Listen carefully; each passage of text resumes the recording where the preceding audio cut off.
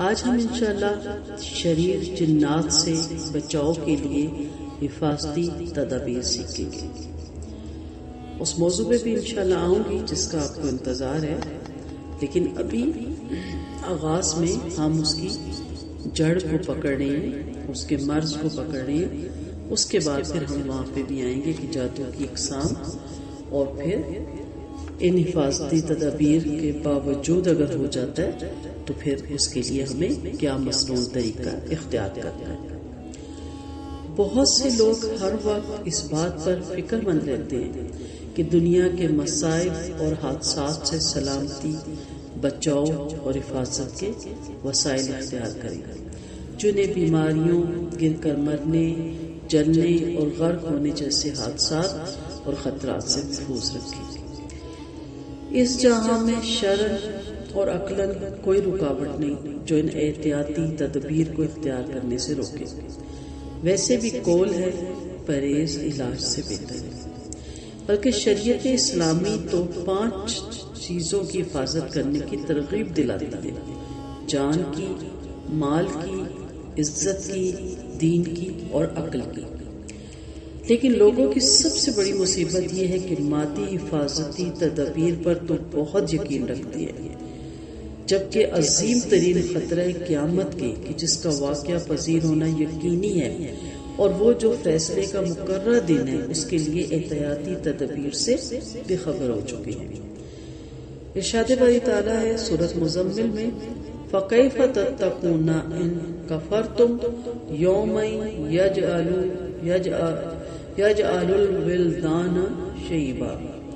اگر تم نے کفر کیا تو اس دن سے کیسے بچ سکو گے جو بچوں کو بوڑھا کر دے گا، یعنی اتنا لمبا اور ناکی کا دن ہوگا۔ ایک مسلمان پر فرض ہے کہ وہ اس دن کی سختیوں سے احتیاطی تدبیریں اختیار کرے،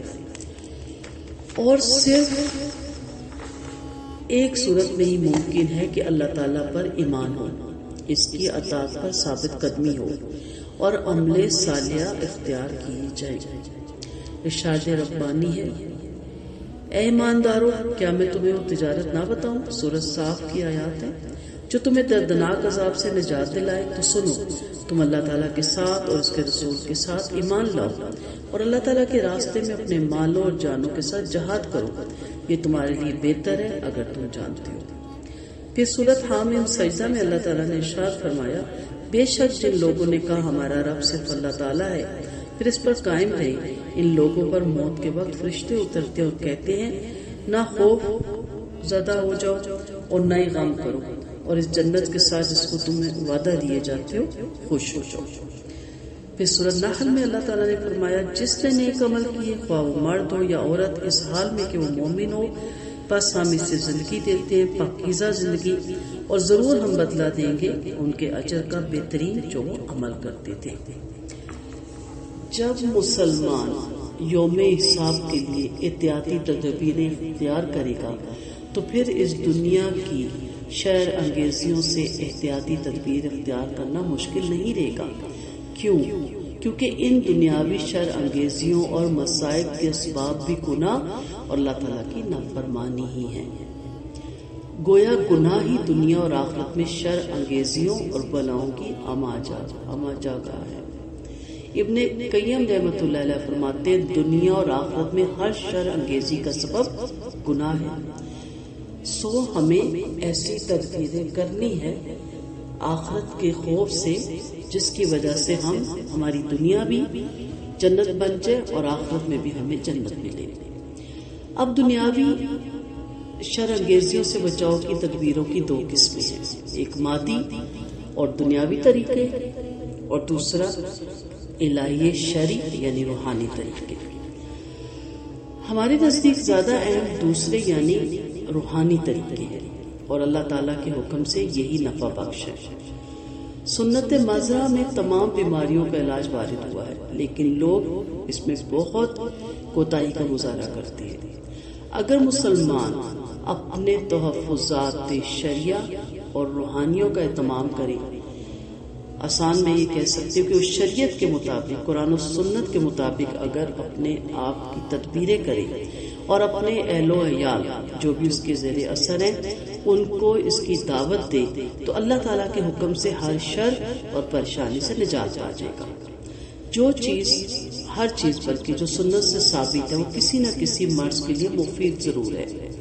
اگرچہ اسے اختیار کرنے والے کا خیال ہوتا ہے کہ شاید یہ مفید نہیں، جبکہ اس کا مفید نہ ہونا یہ دراصل تکلیف زدہ کے عدم یقین یا معالج کے یقین نہ ہونے کی وجہ سے ہوتا ہے۔ سنت کے حکم میں یا طریقہ علاج میں کمی نہیں ہوتی۔ آپ دیکھ لیں جتنی سنتیں ہیں، اسلام یا سیرت محتاج نہیں ہے کہ آج سائنس ڈسکور کرے، لیکن جہاں سائنس آ کے رکتی ہے وہاں نبی کریم صلی اللہ علیہ وسلم کی احادیث، سیرت، سنت پہلے سے موجود ہوتی ہے، اور اس پہ ریسرچ کر کے بھی ایک غیر مسلموں نے یہ نتیجہ نکالا کہ نبی کریم صلی اللہ علیہ وسلم کی ہر بات پرفیکٹ اور ہر بات میں انسانیت کے لیے فائدہ ہے۔ آپ صلی اللہ علیہ وسلم کے دور میں جیسے ایک صحابی کے بھائی کا پیٹ خراب ہوتا ہے، آپ اسے شہد پینے کے لیے کہتے ہیں، وہ آگے کہتا ہے نہیں ٹھیک ہوا، پھر پینے کو کہتے ہیں، وہ کہتا ہے مزید پیٹ خراب ہے، آپ نے پھر پینے کو کہا، انہوں نے کہا ٹھیک ہوا، تو وہاں آپ صلی اللہ علیہ وسلم نے فرمایا اللہ تعالیٰ سچ فرماتا ہے تیرے بھائی کا پیٹ جھوٹ بولتا ہے، اور پھر اس کے بعد جب پھر اس کو پینے کے لیے کہا تو اس کا پیٹ ٹھیک ہو گیا۔ اصل ہونا چاہیے یقین کہ جو میں روحانی تدابیر کروں اس پہ میرا یقین ہو، میرا ایمان ہو، تو وہی زیادہ بلکہ وہی کارآمد ہے۔ اس کے بعد جو آپ کے مادی تدابیر ہیں وہ بھی اختیار کرنے کی اجازت ہے، حکم ہے، لیکن مادی اور دنیاوی طریقے اسی وقت کارآمد ہوں گے جب آپ کے روحانی طریقے مکمل ہوں گے، پرفیکٹ ہوں گے۔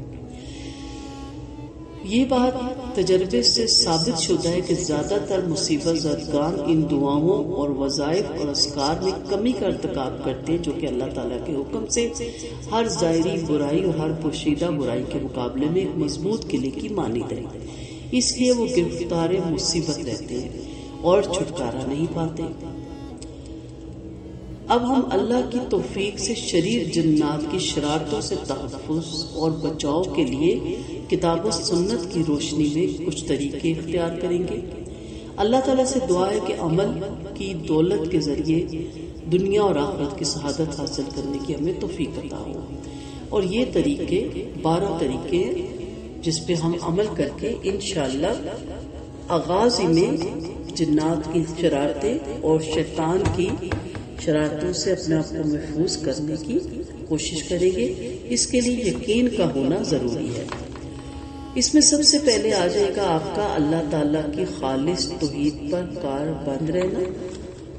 پھر آپ کا آ جائے گا کتاب و سنت کو مضبوط تھامنا، پھر اللہ کا تقوی اختیار کرنا، یہ تقریباً 12 ہیں، پھر اللہ پر توکل اور بھروسہ اور اپنا معاملہ اس کے سپورٹ کرنا،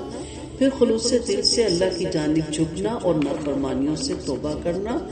احکام شریعہ کی نگہداشت کرنا، عمل صالح یعنی نیک اعمال کو بجا لانا، دین پر استقامت اختیار کرنا، نمازوں کی حفاظت کرنا، صدقات اور خیرات کا اہتمام کرتے رہنا، تصاویر سے گھر کو صاف رکھنا، اور 12واں ہے تلاوت قرآن اور ذکر الہی پر قائم رہنا۔ آگے ہم جنات اور شیطان کو بھگانے کے لیے مومن کے ہتھیار بھی پڑھیں گے، لیکن ابھی ہمیں ان 12 کو سٹیپ بائی سٹیپ دیکھنا ہوگا، ایک ایک کر کے دیکھنا ہوگا اور غور سے سننا ہوگا، اور اس پہ عمل کی دعا بھی مانگنی ہے، توفیق کی بھی دعا، اور جو سننا ہے اس پہ اسی دن عمل کرنا ہے یقین کے ساتھ۔ اگر ہم جہاں تک میری آواز جا رہی ہے، اگر کوئی کسی قسم کے اثرات میں، کسی قسم کے شیطانی شکنجے میں، کسی قسم میں جنات کے زیر اثر ہے، تو وہ دیکھیں گے کہ اس پہ سٹیپ بائی سٹیپ عمل کرتے ہی آہستہ آہستہ وہ بہتری کی طرف آنا شروع ہو جائیں گے انشاءاللہ۔ اور جو سب اس سے محفوظ ہے، اللہ سب کو محفوظ رکھے، ان کو بھی اس سے بہت فائدہ ہوگا اور وہ بہت سی ان آفات سے اپنے آپ کو محفوظ کر لیں گے۔